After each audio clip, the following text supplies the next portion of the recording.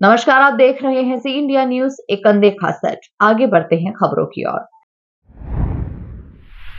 इंदौर में भावना सिंह हत्याकांड में पुलिस ने बड़ी सफलता प्राप्त की है। पुलिस ने हत्या के आरोपी आशु यादव, मुकुल यादव और उनकी महिला मित्र स्वस्ति राय को गिरफ्तार किया है। आरोपी हिमाचल प्रदेश के कसोल में इस घटना के बाद छिपे हुए थे। हालांकि जैसे ही पुलिस टीम कसोल पहुंची, आरोपियों ने ग्वालियर की तरफ भागने की कोशिश की, लेकिन पुलिस ने उन्हें ग्वालियर बाईपास से गिरफ्तार कर लिया। पुलिस की जांच में ये बात सामने आई है कि आरोपी ऑनलाइन सट्टा ऐप के जरिए भारत में ऑनलाइन सट्टा संचालित करते थे। शराब पार्टी के दौरान एक विवाद के कारण मुकुल ने भावना पर गोली चला दी, जिसके बाद आरोपियों ने उसे गंभीर हालत में अस्पताल में छोड़ दिया और भाग खड़े हुए। अस्पताल में इलाज के दौरान भावना की मौत हो गई थी, जिसमें पुलिस ने महालक्ष्मी नगर स्थित फ्लैट से तलाशी ली, जहां 28 अलग अलग कंपनी के लैपटॉप, मोबाइल, 60 से अधिक बैंक खातों की पासबुक और 50 से ज्यादा एटीएम कार्ड बरामद किए। इसके अलावा पुलिस ने हत्या में इस्तेमाल पिस्तौल और जिंदा कारतूस भी बरामद किए हैं। पुलिस के अनुसार भावना सिंह मूल रूप से ग्वालियर की रहने वाली थी और वो इंदौर में ब्यूटिशियन का कोर्स करने के लिए आई थी। हत्या के बाद आरोपी हिमाचल प्रदेश के कुल्लू जिले के कसोल में छिप गए थे, लेकिन पुलिस की सटीक कार्रवाई से उन्हें गिरफ्तार कर लिया गया। दिनांक 21 मार्च को लसुड़िया थाना क्षेत्र में एक महिला को गोली मारकर हत्या करने की सूचना प्राप्त हुई थी, जिस पर से पुलिस के द्वारा तत्काल ही मामला पंजीबद्ध करके उसमें 302 धारा का इजाफा किया गया था। जिसके पश्चात में लगातार ही पुलिस की 3 से 4 टीमें सक्रिय थी इनके आरोपियों को गिरफ्तार करने के लिए, जिसमें इनिशियली एक व्यक्ति का नाम सामने आया था जिसका नाम आशु यादव था। बाद में तफ्तीश के दौरान में 2 अन्य व्यक्तियों के नाम क्लियर हुए, इनको लगातार पुलिस पकड़ने का प्रयास कर रही थी। काफ़ी सारे सीसीटीवी फुटेजेस, टेक्निकल सर्विलांस और अन्य मुखबिर सूचनाओं के माध्यम से जब इन लोगों को तलाश करने का प्रयास किया गया, तो इनके जो पुश्तैनी घर थे, जो इनके जहाँ के रहने वाले थे, इन सभी जगह पर जा करके पुलिस की टीम के द्वारा दबिश दी गई, जहाँ पर इनके कोई भी परिवार वाले नहीं मिले। सभी जगह से लोग फरार होने के पश्चात में उनकी तलाश लगातार जारी थी, जिसमें मुखबिर सूचना और टेक्निकल सर्विलांस के माध्यम से जब इनकी जानकारी मिली, तो ये जानकारी प्राप्त हुई कि ये लोग कसौल में जाकर छुपे हुए थे।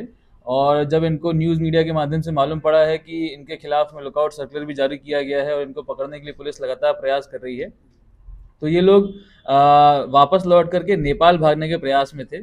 जब पुलिस ने इनको दिल्ली और ग्वालियर के बीच में बाईपास में इनको एम्बुश करके इनको पकड़ा है और इन तीनों व्यक्तियों को गिरफ्तार किया है, जिसमें तीनों के नाम है आशु यादव, उसका भाई है मुकुल यादव और एक महिला है जिसका नाम है स्वस्ति राय। इन तीनों को मुख्य आरोपी के रूप में गिरफ्तार किया गया है। तफ्तीश के दौरान में ये भी जानकारी प्राप्त हुई थी कि कुछ लोग इनका सहयोग कर रहे थे भागने में, उनको भी उनकी भूमिका को देखते हुए इसमें आरोपी बनाने पर विचार किया जाएगा और उनके खिलाफ में भी वैधानिक कार्रवाई करी जाएगी।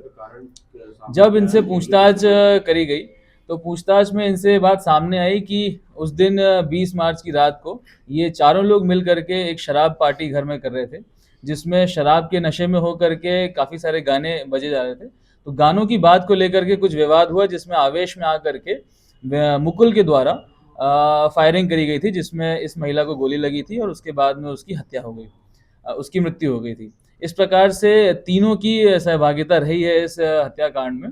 जब इनसे और डिटेल में पूछताछ करी गई, तो इनसे ये जानकारी प्राप्त हुई कि मुकुल और आशु और इनके कुछ साथी लोग उस घर में एक ऑनलाइन सट्टे का भी काम किया करते थे। इनके घर से हमें लगभग 28 मोबाइल, लगभग 60 से अधिक बैंक अकाउंट के पासबुक, 50 से अधिक हमको एटीएम कार्ड, लैपटॉप्स ये बरामद हुए हैं। एंड इन सभी अकाउंट्स में काफ़ी लाखों की संख्या में जो कैश है वो भी सीज करवाया गया है।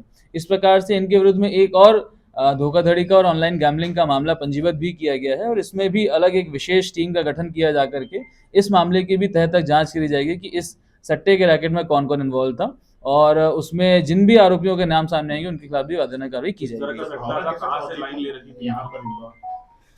भावना एक ग्वालियर की रहने वाली लड़की थी, जो कि अपने मित्र के साथ में इंदौर आई थी। यहाँ पर मेकअप आर्टिस्ट का कोर्स करना चाहती थी। स्वास्थ्य से पूर्व से परिचित होने के कारण वो इंदौर आई थी, यहाँ पर रह करके कोर्स की जानकारी इकट्ठित कर रही थी।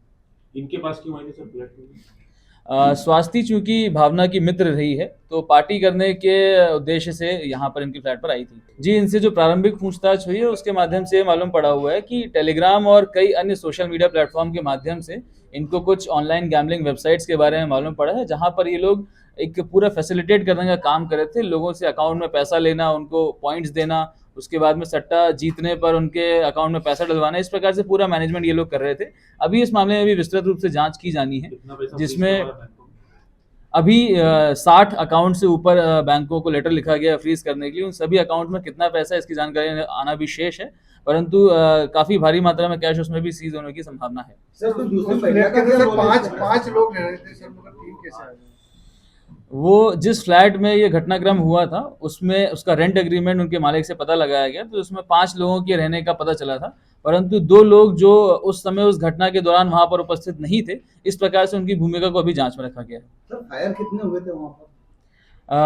घटनाक्रम के दौरान में एक फायर होना बताया गया है। घटनास्थल से एक देसी पिस्टल भी जब्त करी गई है एंड 2 भरी हुई मैगजीन्स जब्त करी गई हैं। भारी संख्या में जो राउंड्स हैं वो भी जब्त किए गए हैं।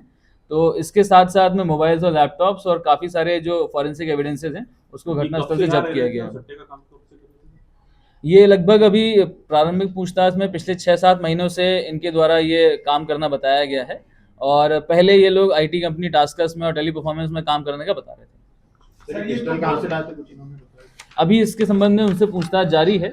जिन भी लोगों के माध्यम से उनको ये पिस्टल मिली है उनकी तलाश जारी है, उनको भी इसमें आरोपी बनाया जाएगा। सर ये गुमराह करने का प्रयास तो नहीं कर रहे, जाने की मामूली सी बात पर थोड़ी बात।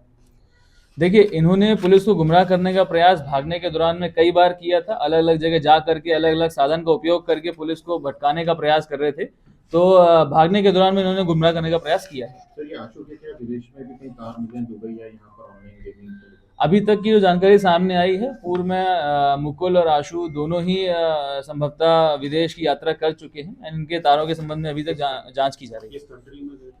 अभी इसकी जांच की जा रही है। सर क्या रूट रहा बैंक का फरार होने का, किस तरह से इंदौर से निकला? जी, इंदौर से पहले तो ये कैब के माध्यम से और फिर बस के माध्यम से ये लोग भोपाल गए थे।